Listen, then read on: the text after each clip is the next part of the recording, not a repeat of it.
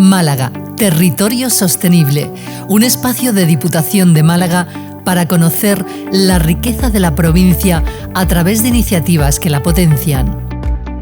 La prehistoria en Málaga, por Pedro Cantalejo. Pedro es gestor del patrimonio histórico, jubilado. Fue director de la Red Patrimonio Guadalteba y técnico del área de patrimonio del Ayuntamiento de Ardales. Desde 1983, conservador e investigador de las cuevas de Ardales y Rincón de la Victoria. Autor de una veintena de libros de investigación y divulgación científica y de más de 200 artículos científicos en revistas nacionales e internacionales. Entre sus libros más relevantes destacan La cueva de Ardales y sus ocupaciones durante el Paleolítico Superior, 2006. Arte rupestre prehistórico en la Serranía de Ronda, 2006. Prehistoria en las cuevas del Cantal, en Rincón de la Victoria, 2007. Naturaleza y seres humanos en la comarca de Guadalteba, 2007. Málaga en el origen del arte prehistórico europeo, 2014.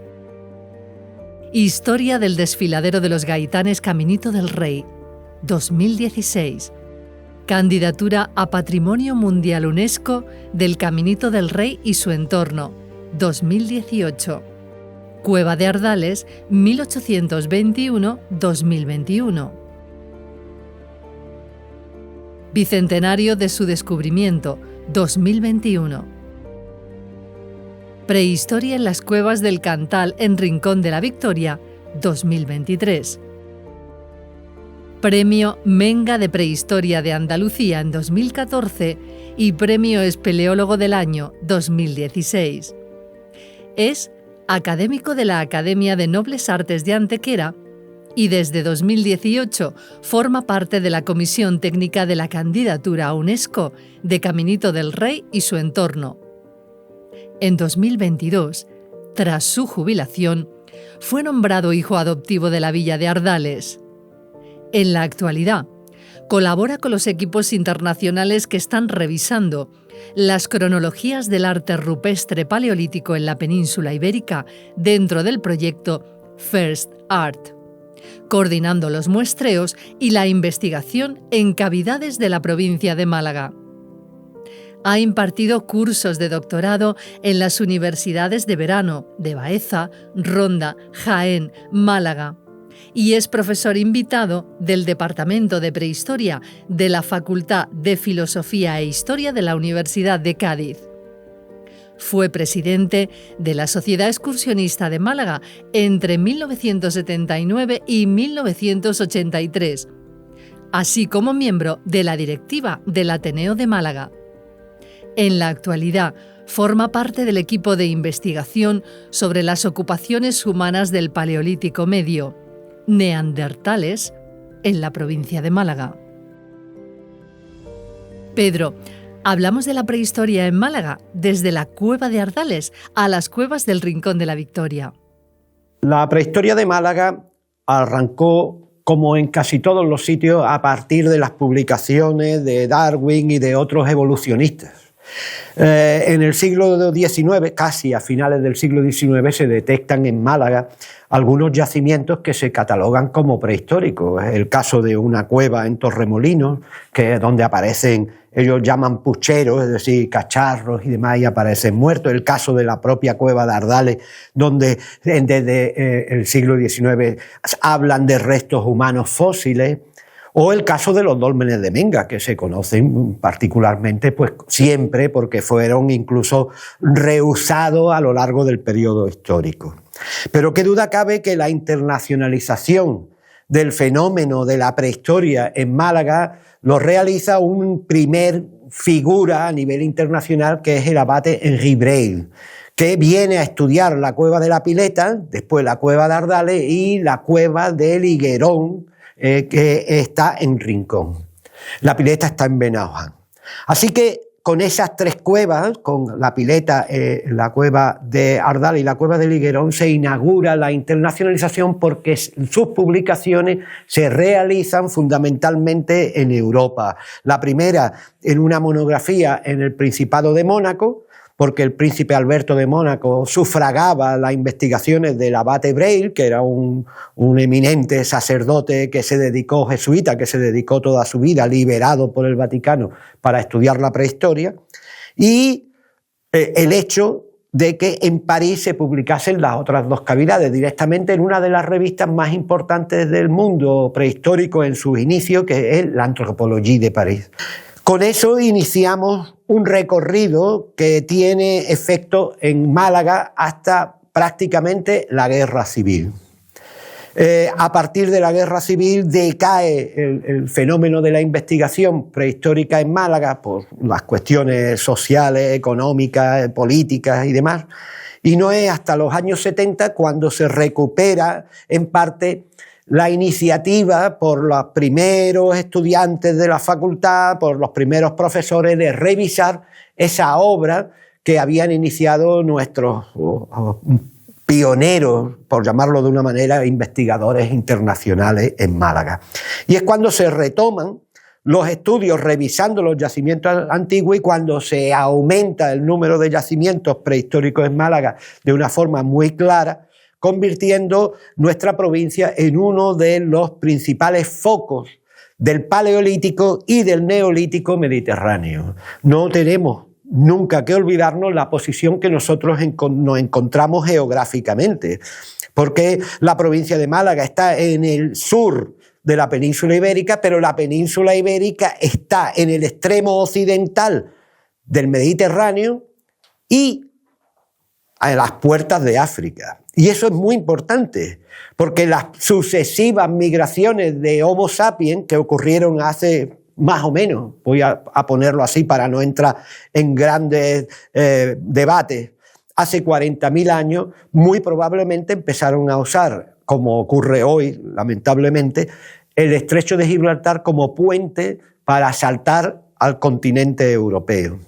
Y desde entonces se revolucionó todo el hábitat que había sido exclusivamente de neandertales en nuestra provincia. Con eso nos vamos y vamos a centrar las explicaciones en dos yacimientos muy típicos de los que he hablado. Por una parte, el yacimiento de Cueva de Ardales, que se conoce desde 1821, y por otra el yacimiento de la Cueva de Liguerón, que aunque se visitaba como una cueva espeleológica desde el siglo XVIII, desde antes de 1750, pero que se incorpora también a principios del siglo XX como un yacimiento prehistórico paleolítico de primer orden. Si nos centramos en la Cueva de Ardales, la historia de la Cueva de Ardales es muy larga, cumplió en 2021 cumplió 200 años. Es decir, que nos encontramos en una cavidad histórica donde se reconocieron desde el principio la existencia de seres humanos antiguos que habían quedado fósiles, donde por primera vez en la Exposición Universal de París de 1878, justo un año antes del descubrimiento de Altamira, que revolucionó la prehistoria de la península ibérica y de Europa, pues justo un año antes, dos mandíbulas de la Cueva de Ardales habían viajado hasta esa Exposición Universal como exponente de la antropología antidiluviana, es decir, que era como se llamaba antes, de la antropología más antigua de los humanos en la península ibérica. Con estas primeras mimbres que nosotros siempre vinculamos a investigadores del siglo XIX, que no siempre los catalogamos como científicos, pero que realmente sí aportaron su conocimiento de forma importante al mundo de la prehistoria, pues llegamos hasta la época de Trinidad Grun, una mujer que no tenía absolutamente nada que ver con la prehistoria, muy conocida en Málaga porque pertenecía a esa burguesía adinerada y culta de nuestra ciudad y que casó además con uno de los principales, vamos a llamarlo así, potentados de la familia Heredia, que tenían grandes negocios tanto aquí como en ultramar, y que desarrollaron unas actividades paralelas dentro de lo que yo creo y siempre he creído que fue el primer incipiente turismo que se realizó en Málaga. Me estoy refiriendo a los balnearios de Carratraca y Ardales, que desde ese momento del siglo XIX pues estuvieron vinculados con la figura de Trinidad Grun, que los explotó directa e indirectamente y desarrolló allí un formato de invitación a pasar una temporada en el verano, tomando las aguas y vinculándose con el territorio. Y en esa vinculación que Trinidad Grun incluía en sus visitas, vamos a llamarle turísticas, que ella llamaba los agüistas, es decir, los que tomaban las aguas, de minerales que hay en los manantiales de agua sulfurosa, tanto de Carratraca como de Ardales, pues en ese tipo de visitas incluyó por primera vez una visita a la cueva de Ardales. La cueva de Ardales, la entrada es un gran cono de sedimento de 21 metros de profundidad que Trinidad Grun habilita con una escalinata enorme para hacer fácil la llegada a la gran sala de las estrellas y con ese motivo crea un circuito y dota a la cueva en 1852 de un guía. Y es la primera vez que una cueva en España se visita con un guía y se paga por verla, porque llevaban una peseta por hacer el recorrido. Hay que entender que la peseta estaba incluida en el precio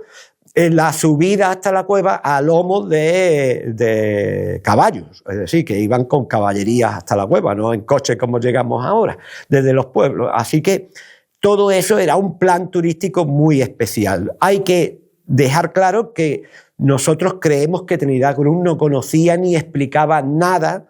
de la cueva prehistórica, porque realmente no le dio importancia. Lo que le dio importancia era la gran y enorme belleza geológica que tenía la cueva, los brillos, las grandes columnas, y entonces hace un circuito muy bonito que además lo dota de lámparas colgantes de aceite, o sea, es un formato turístico, vamos a llamarlo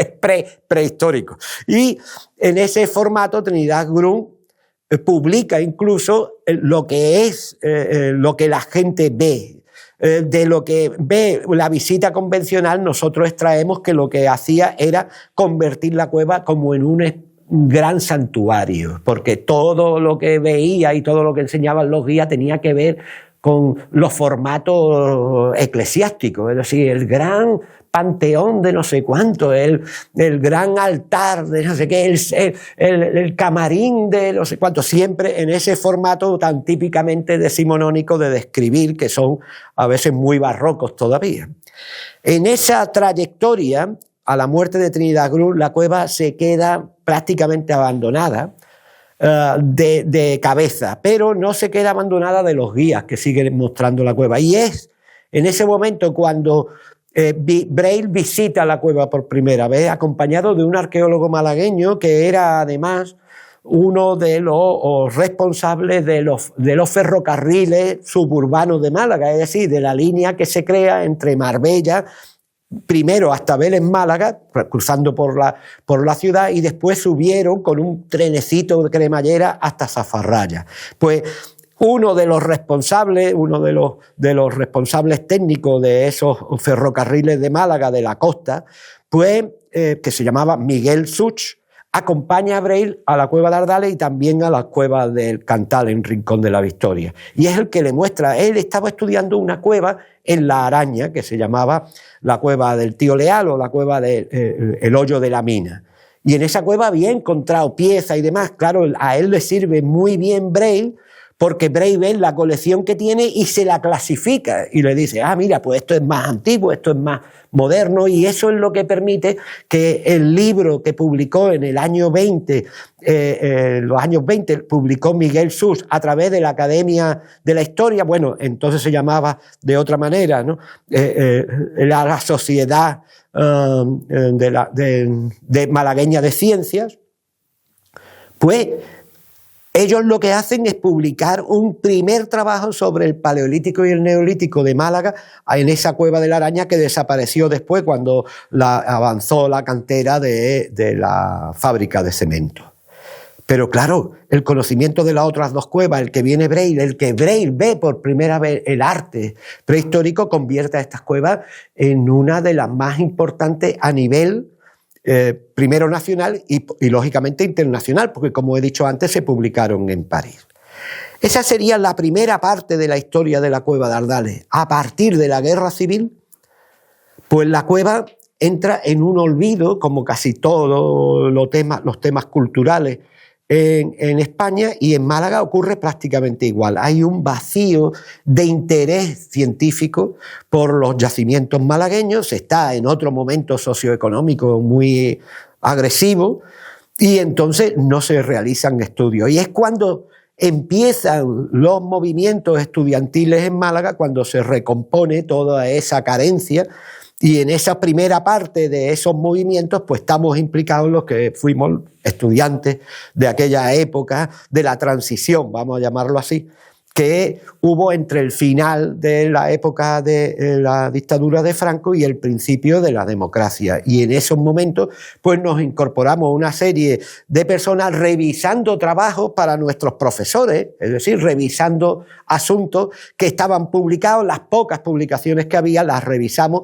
haciendo visitas a estos sitios, incorporando pues nuevas tecnologías como eran las cámaras, no las digitales como las de ahora, sino las cámaras analógicas, dibujos completamente distintos, hacíamos topografía, y con todo eso lo que hicimos en los primeros años hasta el año 83 fue componer un poco de nuevo el mosaico que había quedado desfigurado y muy deslavazado de la prehistoria de Málaga. Y lo primero que hicimos fue sistematizarlo, es decir, colocamos como en cajones distintos el Paleolítico Superior, que era lo más evidente, el mundo de las cuevas prehistóricas de Málaga, que ya en el año 59 se había incorporado la estrella de las cuevas malagueñas, que es la cueva de Nerja, y con esos 4 grandes cuevas, es decir, la de Benaoján, la de Ardales, las de Rincón y la de Nerja, componer un panorama fuerte del Paleolítico Superior. Pero le seguimos añadiendo lo anterior, es decir, empezamos a mover el mundo de los neandertales, y recuerdo perfectamente cuando en el año 83 se descubre la mandíbula de Zafarraya por el profesor Cecilio Barroso y su equipo. Y eso fue una revolución, porque demostró que Málaga se había poblado de una forma fehaciente en época neandertal, es decir, antes de 40.000 años. Y por último, también se sistematizan los estudios del Neolítico, es decir, los estudios posteriores al cambio climático, menos de 10.000 años, con el Neolítico malagueño, que estaba a la cabeza, los dólmenes de Antequera, pero que tras los trabajos realizados en estas 4 grandes zonas de cuevas prehistóricas que he nombrado antes, pues se incorporan profesores nuevos y vienen los grandes maestros a Málaga. Le interesa la prehistoria de Málaga a los grandes maestros. Y vienen profesores de la talla de Francisco Jordá, profesores de la talla de don Manuel Pellicer, de la talla de don Francisco Javier Fortea, y todos ellos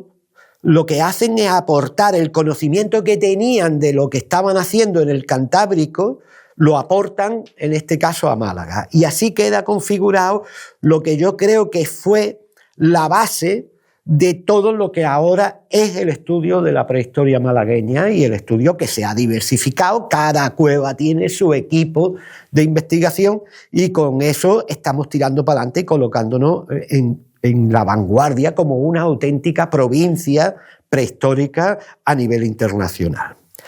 Si yo tengo que cortar con el tema de la historia de la cueva de Ardales, tendría que decir que desde el año 1985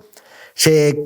autorizó por primera vez un proyecto de investigación que nosotros llamamos de recuperación y estudio, que puso al día todo el conocimiento que nosotros teníamos de la cueva de Ardales, y que ese proyecto no ha parado hasta el año 2021, cuando la famosa pandemia. Y ahora mismo estamos 2 años todavía que no hemos recuperado, porque estamos traduciendo a libros, a publicaciones y a conferencias todos los avances que hemos realizado en la cueva de Ardales. Uno de los principales fue que en el año 95 por primera vez publicamos, junto a María del Mar Espejo y a José Ramos, publicamos y sistematizamos el arte rupestre. Es decir, que teníamos una colección de más de 1000 dibujos hechos durante el Paleolítico, que teníamos que saber cuándo se hizo cada uno. Eso fue una tarea de más de 5 años de investigación, pero nos permitió además revisar toda la cueva con cámaras digitales ya, recuperar una documentación gráfica que la teníamos, vamos a llamarle, gracias a los avances tecnológicos, obsoleta, y que permitió conocer muy bien la secuencia gráfica que se creó y cómo se originó en la cueva de Ardales, es decir, desde la época más antigua a la más moderna del Paleolítico. Nosotros,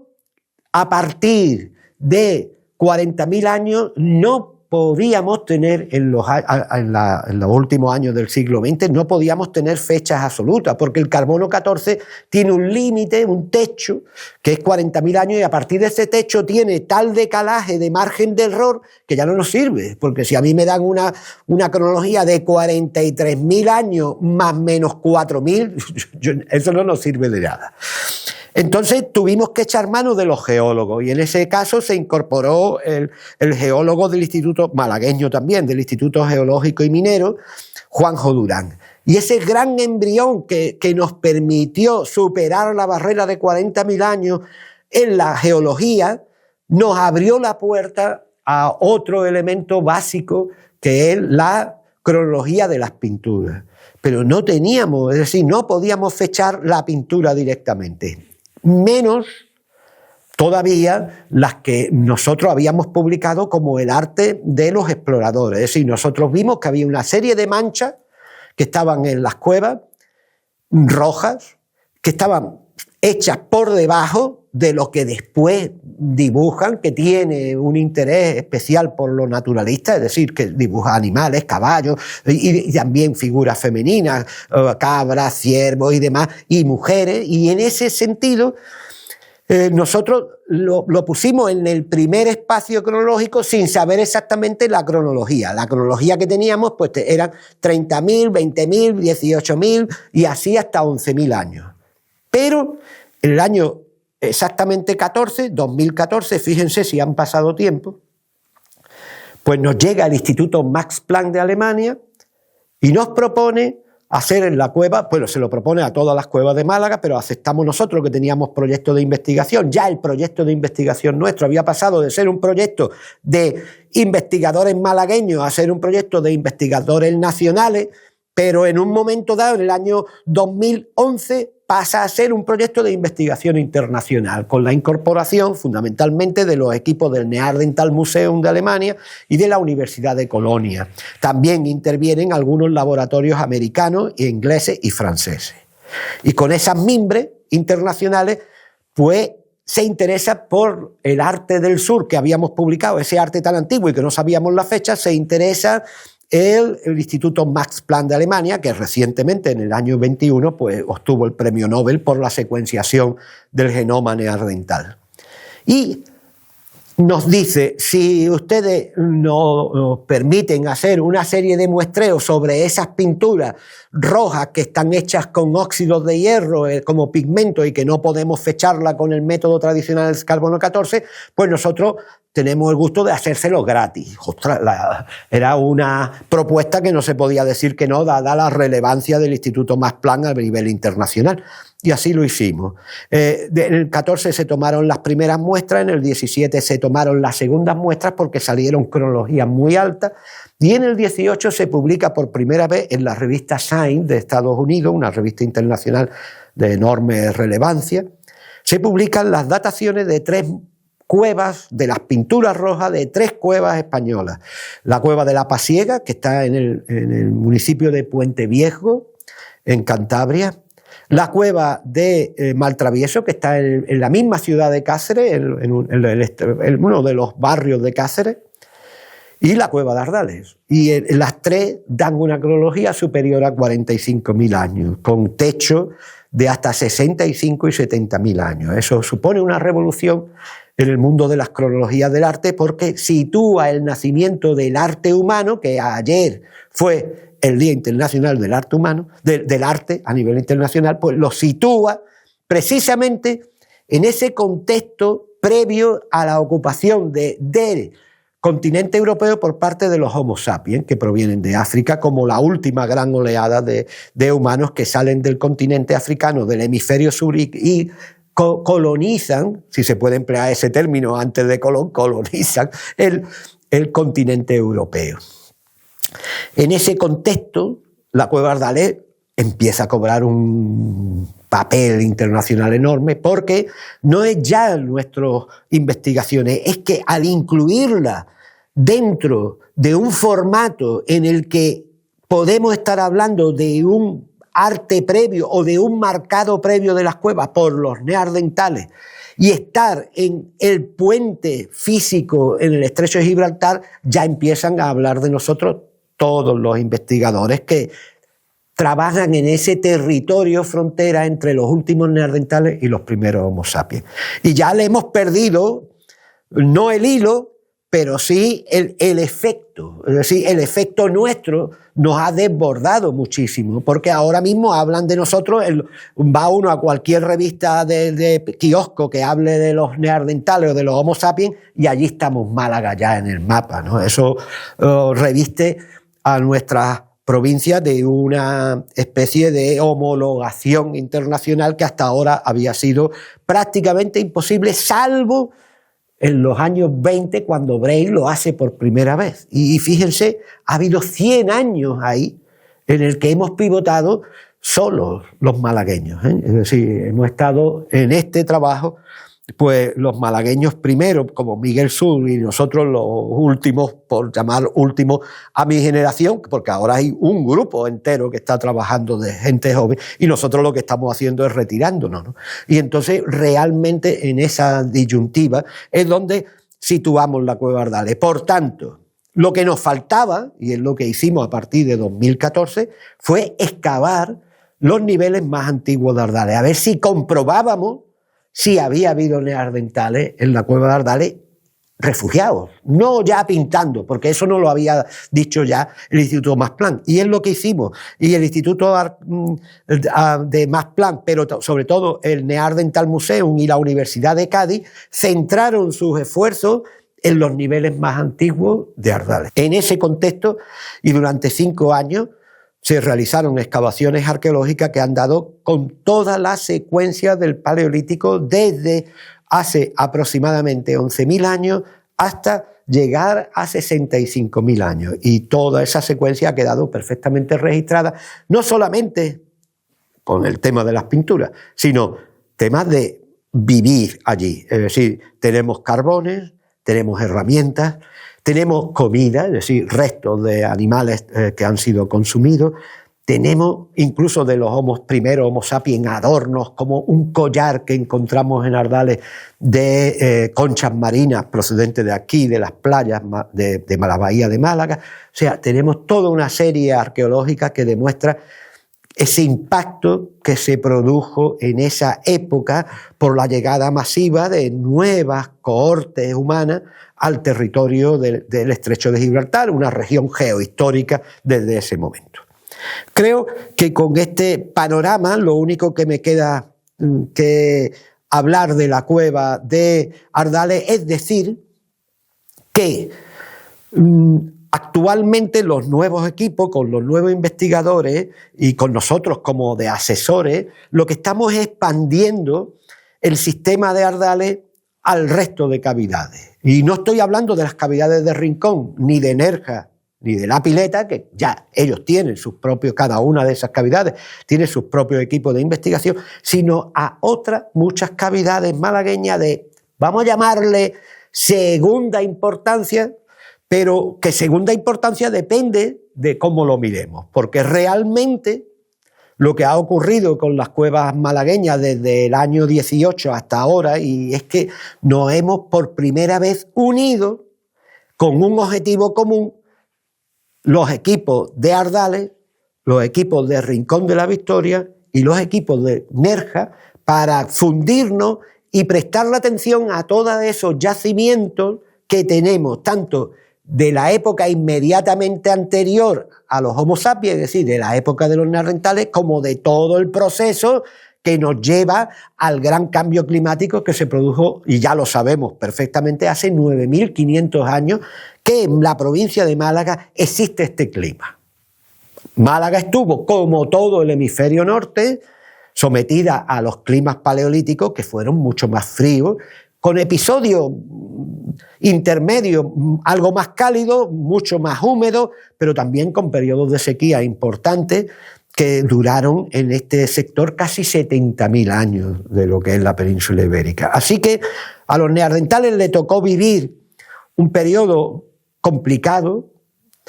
a los primeros Homo sapiens también, pero desde que llega la agricultura a nuestro hemisferio norte, que es un invento además, creemos, del hemisferio norte, es decir, la agricultura no se inventa en el continente africano, sino que se inventa realmente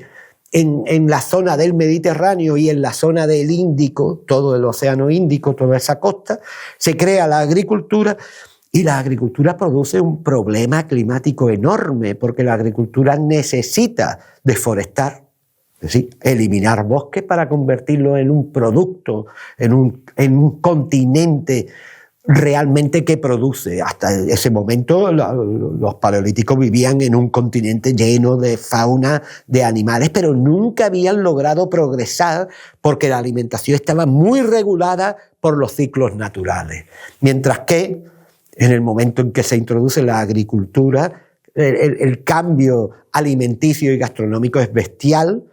y se produce una territorialización completamente distinta, que es la deforestación y la ocupación estable de todo lo que es la provincia de Málaga. En esa ocupación estable de toda la provincia de Málaga, en ese cambio socioeconómico tan fuerte,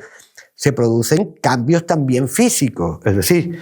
los bosques se queman o se roturan para convertirlo en campos de cultivo, pero cuando llegan las grandes tormentas de los primeros climas mediterráneos que todos conocemos, los arroyos y los ríos desnudan prácticamente todo el interior de la provincia de Málaga y crean unos enormes rellenos en la costa, por toda la zona en que hay entre la carretera A357 que viene de Cártama hasta que llega a los montes que rodean Málaga, como el Cerro de la Tortuga, el Cerro Coronado y demás. Todo lo que tenían a los pies son dunas,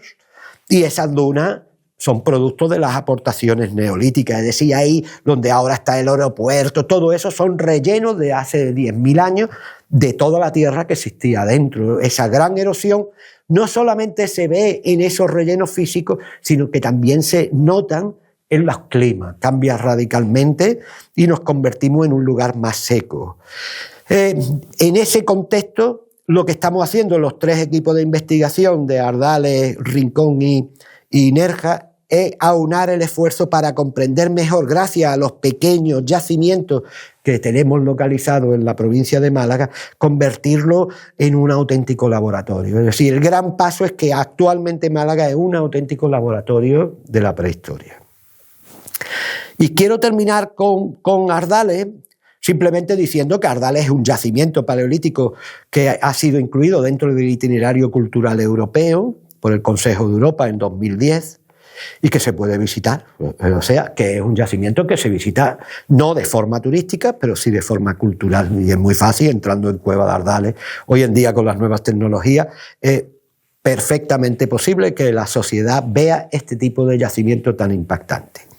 Y nos vamos a trasladar a la costa. Cuidado. Hasta hace relativamente poco, los años 80, se habían estudiado estas cuevas como cada una tenía su mundo. Pero nosotros en el año 84, en este caso María del Mar Espejo y yo, realizamos un trabajo de ese primer trabajo que estábamos realizando en Ardales. Necesitábamos una cueva espejo para poder preguntarle lo mismo que estábamos preguntando a Ardales, pero en otro territorio, en otro ecosistema completamente distinto. Y esa doble formulación de tener una cueva en estudio y tener otra cueva que no estábamos estudiando, pero que nos interesaba para hacerle preguntas y que queríamos interrogar de alguna manera con las mismas preguntas, a ver qué resultado daba en un sitio y en otro, nos llevó a unas primeras conclusiones muy curiosas. Tengo que decir que nuestra vinculación con la cueva de la Victoria y con la cueva del Higuerón, que es la actual cueva del Tesoro, se remonta a los años 70, pero es cuando en los años 80 realmente nos situamos en una perspectiva completamente distinta. Aunque aquí las investigaciones no han sido continuadas en esta cueva de Rincón, en estas cuevas de Rincón, como ocurrió en Ardales desde los años 85, aquí ha habido hasta 3 proyectos de investigación en estos casi 40 años, pero realmente esos 3 proyectos de investigación con las mismas preguntas han sido muy importantes porque han ocurrido, y nosotros lo hemos querido así, cuando había suficiente capacidad tecnológica como para fundir o refundir los datos antiguos y cambiarlos completamente. Es decir, que nosotros tenemos 3 publicaciones o 3 tandas de publicaciones sobre las cuevas de Rincón que marcan los 3 espacios tecnológicos a los que hemos sometido a esas cuevas. Y tengo que decir, primero, que a nosotros las cuevas de Rincón nos parecen una auténtica catedrales de la provincia de Málaga, es decir, son más de 2 kilómetros de cueva que se conocen desde antiguo. Eran las cuevas del Cantal, eran cuevas que se visitaban por los primeros entusiastas de la naturaleza y de la historia de Málaga, que fueron los de la Sociedad Malagueña de Ciencias, los eruditos que sistematizaron la Sierra de las Nieves, la Serranía de Ronda, la Sierra Tejeda, pues todos esos primeros que se interesan también por el patrimonio y demás, hacen visita a estas cuevas y recobran para los museos, para los incipientes museos de Málaga, cuando estaban allá en el Jardín de la Concepción, recobran piezas, pero por supuesto que también hay un interés específico de la Sociedad Excursionista de Málaga por el senderismo. Estamos hablando de antes de final de siglo, de los primeros 20 años del siglo XX, y todo eso se traduce en una incorporación de publicaciones que son extraordinarias, porque esos sí son los cimientos del conocimiento científico de la provincia de Málaga. Y en ese contexto la cueva del Higuerón y la cueva de la Victoria se sitúan en un lugar preferente, porque se dan cuenta los primeros eruditos que vienen aquí, los primeros investigadores malagueños se dan cuenta de la importancia que tienen estas cavidades como recintos ocupados por los hombres prehistóricos. El abate Breuil vuelve a marcar, en el año 18, vuelve a marcar la segunda fase de esta cavidad de Rincón de la Victoria con la publicación de su arte prehistórico, una serie de animales y de signos rojos a los que no hay que decirle después ponerle ninguna pega porque están perfectamente publicados. Y creo que le pasa igual que a Ardales, que entra en el olvido a partir de la Guerra Civil. Hay un malagueño importante en esta cueva, un malagueño que se interesa desde los años 40 cuando recibe de su tío, que es uno de los Laza, uno de los farmacéuticos de la época del franquismo, que es Manuel Laza, Enrique Laza, que regala, realmente se lo vende por 100 pesetas, pero regala a su sobrino, a Manuel Laza, le regala la cueva. Hay que tener en cuenta que su sobrino, que era abogado, era profesor de lengua española y de latín, había sido una persona que había tenido problemas durante el franquismo hasta llegar al punto que estuvo encarcelado. Y cuando se integra en la sociedad no le revalidan su estatus de profesor y tiene que ser profesor por ejemplo, en colegios privados y religiosos, que curiosamente estaba vinculado con la religión porque él era muy cristiano. Manuel Laza se vincula con San Estanislao y con colegios privados, pero desarrolla una labor interesante científica junto con el que fue nombrado primer comisario de la arqueología de Málaga, que fue Simeón Jiménez Reina durante el franquismo. Y Simeón Jiménez Reina y él empiezan a estudiar estas cuevas, pero con un formato algo más científico. Ellos bajan aquí, pero posteriormente todo lo que hacen a nivel arqueológico lo captura el que fue director general de Bellas Artes y Patrimonio durante el franquismo, que era incluso un personaje adscrito a la ideología nazi, que es Julio Martínez Santaolalla, que viene a Málaga y se lleva todos los resultados de las cuevas de Rincón al Museo Arqueológico Nacional con la expectativa de hacerle un gran estudio, pero lo que hace es venderle la colección al Museo Arqueológico Nacional. Allí está. Más de 700 piezas de estas cuevas rinconeras permanecen todavía expuestas o guardadas en el Museo Arqueológico Nacional y más de 1.500 piezas zoológicas y antropológicas en el Museo de Ciencias Naturales. Es decir, el patrimonio de las excavaciones arqueológicas de los años 40 y 50, incluso 60, de estas cuevas está en Madrid, en el Museo Arqueológico Nacional. Eran otros tiempos, hay que entenderlo así. Entonces las referencias arqueológicas siempre las controlaba Madrid y no se puede poner ninguna pega, salvo que nunca han salido del museo para ninguna exposición, salvo 2 piezas que se expusieron en el Museo de Málaga cuando la inauguración. Con esos contextos hay que enfrentarse a una realidad, que es que no teníamos datos. Pese a tener tantas piezas y haber recuperado tanta arqueología, no teníamos datos científicos, y eso lo resuelve el profesor Fortea, que es de la Universidad de Salamanca, es un alumno del profesor Jordá, que estaba estudiando la cueva de Nerja, y el profesor Fortea viene a la cueva de la Victoria y realiza una pequeña intervención arqueológica, un sondeo donde perfectamente documenta el Paleolítico superior de la Cueva de la Victoria, con elementos muy básicos, es decir, con todo lo que necesita una publicación para demostrar que todavía 40 años después pues nos sigue demostrando el acierto de haber hecho esa publicación esa intervención en el año 1972. Fortea lo que dice que hay una vinculación importantísima de esta cueva paleolítica con el mar. Es decir, Fortea lo que demuestra es que el modus vivendi de los paleolíticos de aquí, pese a ser de la misma cronología que los paleolíticos de Ardales, es completamente distinto que los de Ardales, porque la alimentación en más de un 70% viene del litoral. Tenemos moluscos de todo tipo, bivalvos, es decir, conchas, voy a decirlo, el román paladino, hay conchas finas, almejas, búsanos, hay perberechos, hay mejillones, hay lapas, hay navajas, pero también tenemos doradas, sargos, brecas, ureles.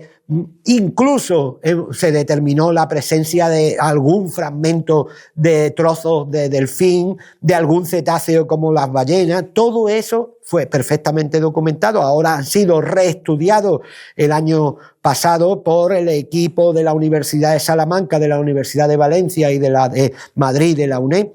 Y ellos han cogido de nuevo toda la documentación de Fortea y le han aplicado nuevas tecnologías, con lo cual tenemos un repertorio de fechas y de análisis y de la aplicación de nuevos resultados tremendo en nuestras cuevas. Esta es la cueva probablemente mejor estudiada del litoral mediterráneo con respecto a la alimentación, y solamente es equiparable en toda esta zona del Mediterráneo con la cueva de Nerja, con los periodos mejor estudiados de la cueva de Nerja, que son los del Paleolítico superior. Hasta ahí vamos todo bien. Es decir, teníamos una base científica ya actualizada en la cueva de Rincón, tanto en la cueva del Higuerón, que hoy es tesoro, como en la cueva de la Victoria. Pero en el año 21 nosotros solicitamos una revisión de nuevo para aplicación de nuevas tecnologías y nos metemos los equipos de Nerja y Ardales a revisar la cueva de la Victoria, y hemos encontrado, primero, el que hay un carácter previo de ocupación, es decir, vuelven a estar en la base de la ocupación de estas cuevas los neandertales. Eso nos revolucionó todo, porque los neandertales venían a esta cueva y se traían marisco, fundamentalmente marisco, de la tierra, de lo que era la fauna terrestre. Lo que más comen es conejo, y realizan una vida perfecta aquí, es decir, que viven en una época en la que el mar incluso está un poco más retirado, porque el Mediterráneo bajó por la época fría. Cada vez que había un episodio frío en el hemisferio norte, el Mediterráneo se retiraba, cada vez que calentaba subía. y eso permite saber en la alimentación si estamos siempre en una playa o estamos en los acantilados. Por ejemplo, si hay lapas, por decirlo para que todas las personas me entiendan y pueda yo explicarlo bien, si hay lapas es que tenemos rocas, tenemos acantilados. Si hay navaja es que tenemos playas. Entonces, ese concepto muy rápido y muy simple lo llevamos a los laboratorios para que nos lo ratifiquen, pero es que realmente es lo que ocurrió. Hay una población que se refugia en las cavidades del Cantal y que están vinculadas con la orilla del mar. Pero a partir del Paleolítico Superior, es decir, cuando llegan los primeros Homo sapiens, siguen viviendo del mar, pero ya no solo marisquean, sino que pescan. Y pescan animales como doradas de hasta 47 centímetros, que tenemos documentadas, es decir, una dorada de un tamaño increíble, todo tipo de fauna marina, con herramientas como arpones, o sea, ya pescaban. Y tenemos hasta los arpones fabricados con siles que cortaban y que servían para pescar. Esa alimentación vinculada con el rebalaje, con lo que es la playa, fue increíblemente bien estudiada por los laboratorios y nos permiten hoy en día decir que las cuevas de la Victoria y la cueva del Higuerón son grandes tesoros para comprender perfectamente la gastronomía paleolítica. Además, en la cueva de la Victoria se da un fenómeno prácticamente exclusivo, que es que después del cambio climático, nosotros nos damos cuenta que las cuevas se abandonan y fueron ocupadas exclusivamente, o usadas, mejor dicho, como un lugar funerario. Es decir, es un depósito de huesos humanos trasladados a la cueva después de un periodo de pudridero de aproximadamente 5 años, como ocurre hoy, que no es ningún ritual actual. Se inhuma un cadáver, se dejan pasar 5 años, te avisa el cementerio y te dice, oiga, el cadáver, el señor tal o la señora tal, que pues tiene que sacarse del nicho y pasar al osario. Y ese mismo concepto lo trasladamos a 6.400 años a la Cueva de la Victoria. Empieza a usarse como un depósito funerario, pero con un tema increíble. Se utiliza el centro de la sala para depositar los paquetes funerarios, que vendrían en una bolsa, lógicamente de fibra natural o de piel. A esa bolsa no solamente se incluían los huesos, fundamentalmente los huesos largos y el cráneo, no algunas veces los huesos pequeños como los de los pies, las manos, las vértebras, algunas veces algunas costillas nos faltan, pero los enterramientos venían con una gran representación esquelética. Se le acompañan comida, siempre se acompaña comida, es decir, restos que nosotros clasificamos perfectamente ya en esa época, incluso con algún individuo doméstico, es decir, algún representante de la fauna doméstica que eran ovicápridos, es decir, ovejas o cabras, algún perro, que no es que se comiera, sino que vivía con los humanos, y por supuesto el conejo que está siempre, el ciervo que se sigue cazando, la cabra montés, y todo eso se incluía en ese paquete funerario junto con algún cacharro, alguna vasija que servía para la alimentación. En la Cueva del Tesoro, en los niveles arqueológicos de la Cueva del Tesoro, recuperamos 2 cacharros impresionantes por lo que significa. Recuperamos 2 biberones, unos pequeños vasijas que tienen un pitorro largo para precisamente amamantar a los bebés, lógicamente, porque la leche y el queso se incorporan, en el Neolítico se incorporan a la dieta gastronómica de estos rinconeros. En ese espacio funerario se aprovechan las 2 paredes para representar a más de 60 personas con actividades diferentes. Es lo que nosotros llamamos no el arte paleolítico, sino el arte esquemático, el arte de las primeras comunidades, de los primeros grupos neolíticos que ya vivían en aldeas exteriores. Nosotros creemos que en Rincón vivían en la falda del Cerro de Besmiliana y en la cala justo encima del arroyo de Totalán. Y en esos 2 contextos de vivienda empezaron a usar la cueva como un elemento funerario exclusivamente. Así que hay que aportar algo que a mí siempre me gusta, porque terminar con los contextos es muy importante. Tenemos una relación directa de las cuevas del interior con las cuevas del litoral. Hoy en día, hasta haciéndole análisis a los instrumentos, vemos que vienen instrumentos del interior al litoral, es decir, vienen herramientas de siles que se han cogido en los valles del Guadalhorce, del Turón y del Guadalteba, y vienen hasta aquí, donde afloran los siles. Pero también tenemos conchas de aquí que viajan hasta Ardales, al interior, y sirven de elementos de adorno o de prestigio personal o social a esas comunidades paleolíticas. Pero es que en el Neolítico lo que tenemos ya no es simplemente una vinculación, lo que tenemos es un ritual que nos lleva a situarnos prácticamente a los inicios de los rituales funerarios del Mediterráneo, porque todo aquel que ha estudiado o ha tenido la suerte de ir a Egipto ha visitado alguna de esas magníficas tumbas egipcias que son hipogeos, es decir, un pozo excavado en la roca de 3-4 metros, una rampa, y nos lleva a un espacio funerario normalmente rectangular, incluso compartimentado 2 o 3 espacios, donde se depositan los restos humanos, allí en sarcófagos, y las paredes están totalmente decoradas con escenas de los vivos, de los mismos que yacen allí, pero con actividades. Pues bien, eso que ocurrió en Egipto hace 4.300 años, las más antiguas, ocurrió en La Victoria, en el Rincón de la Victoria, hace 6.400 años, es decir, 3.000 años antes tenemos los mismos rituales funerarios que se trasladan al famoso Egipto 3.000 años después. Y eso se puede y se ha seguido estudiando en Rincón de la Victoria, y nos ha supuesto uno de los mayores logros personales y también a nivel de equipo de trabajo. No quiero terminar este monólogo sobre la prehistoria de algunos sitios de Málaga sin hablar un poco de lo que significa la investigación a nivel personal.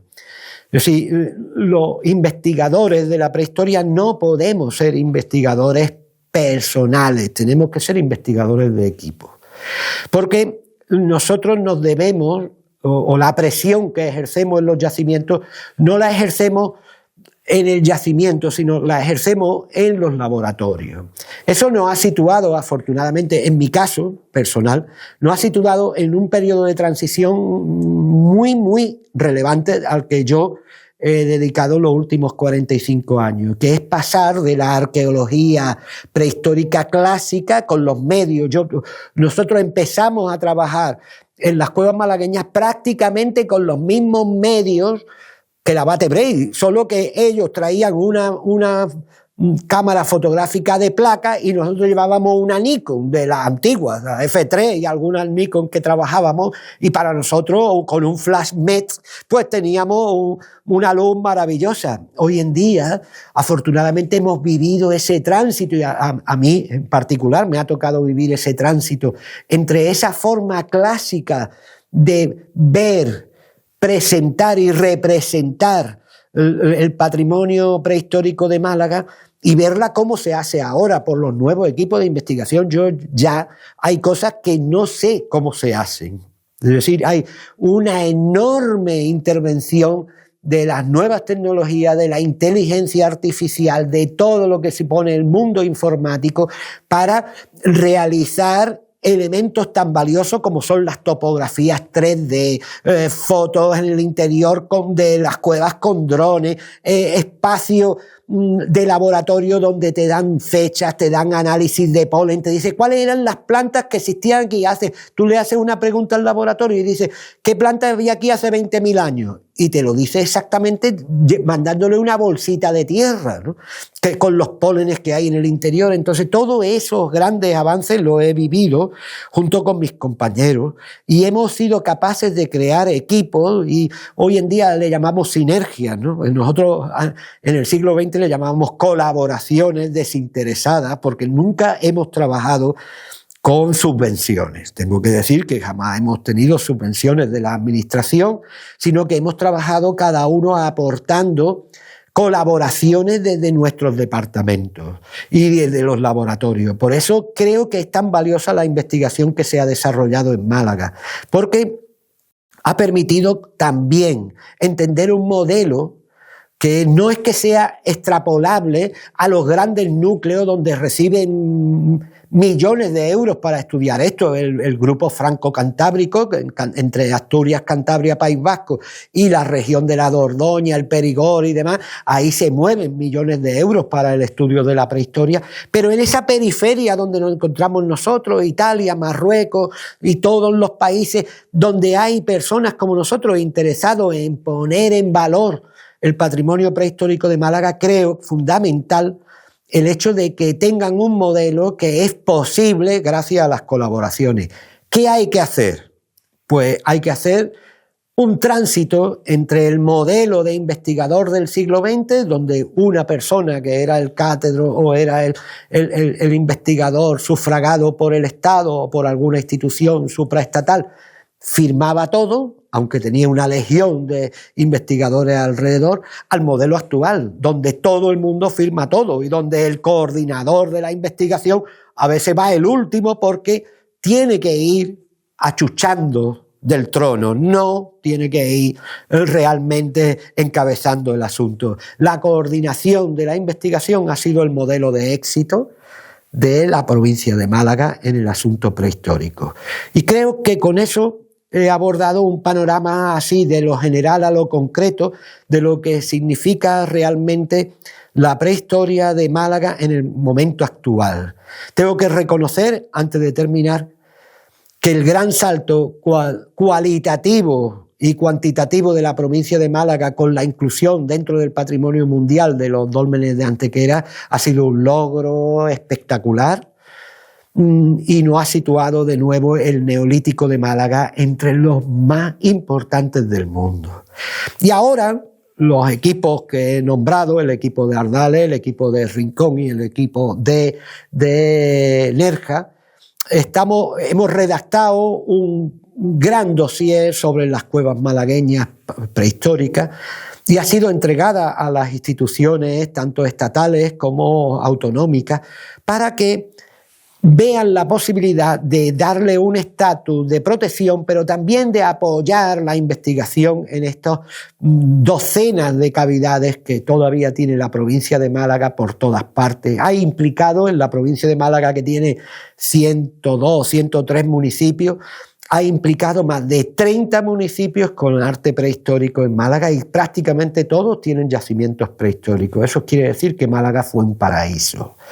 No puedo olvidarme, porque lo he dicho antes de Ardales, que las cuevas de Rincón, tanto la Victoria como la Galería del Higuerón, también pueden visitarse para ver su arte. Es decir, que entrando en Cueva de la Victoria, que es lo que engloba en Internet, pues le lleva directamente a la posibilidad y la posibilidad de ver el arte en directo y las excavaciones y los enterramientos, y ese arte que rodea los enterramientos es posible para 30 personas cada día. Con eso, lo que pretendemos es hacer llegar, hacer partícipe a la sociedad actual de un legado tanto natural, las propias cuevas, patrimonial, la arqueología, y artístico, esencial para comprender al humano, a los distintos humanos que usaron nuestra provincia, pero sobre todo también a lo que significamos nosotros dentro de nuestro contexto suprarregional, que es el extremo occidental del Mediterráneo. Y con eso pues quiero acabar. Muchísimas gracias. Pedro, ¿cuál sería el mensaje más importante que deseas transmitir a la audiencia? A mí me parece lo más importante el que estamos ofreciendo a la sociedad la posibilidad de ver cuevas prehistóricas, tanto la de La Pileta, la de Ardales, las de Rincón, la cueva de la Victoria e Higuerón y la de Nerja, desde los 2 años hasta los 90 años. Hay sitios en los que se tiene que acceder de una manera un poco más controlada, a lo mejor a partir de los 8 o 10 años y hasta los 70 o por ahí, porque es un sitio donde la movilidad tiene que estar muy bien, pero la posibilidad de comprender y conocer todo el legado prehistórico de la provincia de Málaga es posible gracias a la enorme cantidad de lugares, y no incluyo solamente las cuevas, sino los dólmenes de Antequera, los dólmenes de Coromina. Es decir, en Estepona hay una enorme posibilidad de hacer visitas culturales a la prehistoria de Málaga. ¿Qué crees que habría sido del estudio de la prehistoria en Málaga sin la figura de Pedro Cantalejo? Bueno, yo pienso que mi tarea ha sido fundamentalmente la de coordinar primero la conservación de estas cavidades. Me he dedicado mucho espacio profesional a la conservación de las cuevas de Ardales y también de las cuevas de la Victoria y del Higuerón y de otras cuevas malagueñas, pero fundamentalmente creo que ha sido la coordinación, es decir, el saber abrir las cuevas a los jóvenes investigadores. Eso ha sido la principal aportación personal. Nunca me he considerado un hombre, digamos, solitario, al contrario, siempre he sido una persona de equipo. No he trabajado nunca en ninguna cavidad solo, ni con la intención de publicar nada solo. Siempre lo hemos hecho a partir de un modelo de colaboración. Como no teníamos dinero para hacer nada al estilo clásico, tuvimos que inventarnos ese concepto de la colaboración, y la colaboración solamente se consigue a través de la confianza. Cuando tú incorporas a alguien que sabe hacer algo a un estudio que estás haciendo, tienes que convencerlo de que primero tiene que ser un entusiasta de lo que está haciendo, segundo, que realmente va a recibir al menos una parte importante de esos réditos científicos que son las publicaciones en revistas nacionales e internacionales, en libros y en todo tipo. Hoy en día, por ejemplo, este tipo de difusión a través de los podcasts yo me parece más importante incluso que los libros, porque podemos llegar a lugares donde yo muchas veces escucho el podcast en mi coche conduciendo, ¿no? Y entonces yo digo, ¿qué importancia tiene esto? Que no necesita nada más que estar semiatento a alguien que te cuente algo importante que ha publicado en un sinfín de libros, en una publicación o en una conferencia. Y esto me parece muy importante también, la divulgación científica. ¿Cómo crees que recordarán a Pedro Cantalejo? Bueno, yo pienso que el concepto de recordar no es un concepto que me interese demasiado, pero lo que sí tengo muy claro es que hemos publicado mucho. En mi caso yo he colaborado en más de 20 libros y hemos colaborado 20 libros científicos y de divulgación científica y en más de 150, 170 publicaciones de artículos en estos más de 40 años dedicados a la prehistoria. Yo creo que ahí es donde estará la base del recuerdo que todo investigador debe dejar, no un recuerdo personal, sino un recuerdo de apoyo. Yo hoy, cuando estaba esperando para empezar el podcast, estaba leyendo uno de mis libros de texto, es decir, con los que yo estudié, porque estaba recordando unos dibujos, unas láminas, que entonces se hacían unas láminas a tinta china hechas con los Rotring y con los Plumier preciosas, y que son incluso más didáctica que toda la tecnología que hoy en día aportamos. Y estaba pensando, hay que ver que estos eran libros generalistas, pero que te aclaraban muchos conceptos. Entonces, cuando yo me voy a un libro que hizo Jordá, o a un libro que hizo el abate Braille, o a un libro que publicó en su momento, o un artículo que publicó Fortea, por citar a 3 de los investigadores que nos precedieron en estas cavidades malagueñas, ese es el recuerdo que a mí me parece que es el importante, no el personal. Yo a lo mejor a Fortea Nunca supe si era de una manera o de otra, porque mi vinculación con él era saludarle, hablar de las cuevas cuando yo era un estudiante, básicamente, igual que con Jordán, ¿no? Entonces, el legado de un investigador debe ser sus publicaciones, y así es como creo que debe recordarnos, sino en el futuro. ¿Un deseo? Pues que no se deje de estudiar las cuevas de Málaga, que Málaga siga siendo un referente internacional. Nos ha costado más de un siglo el conseguir que las cuevas de Málaga, a los distintos investigadores, esté situada en el mapa de Europa. Y ahí tenemos que seguir. Es decir, mi deseo es que esto tenga una continuidad y que, bueno, la investigación vaya dando su fruto. Con eso me conformo. Málaga, territorio sostenible. Un espacio de Diputación de Málaga para conocer la riqueza de la provincia a través de iniciativas que la potencian. La prehistoria en Málaga, por Pedro Cantalejo.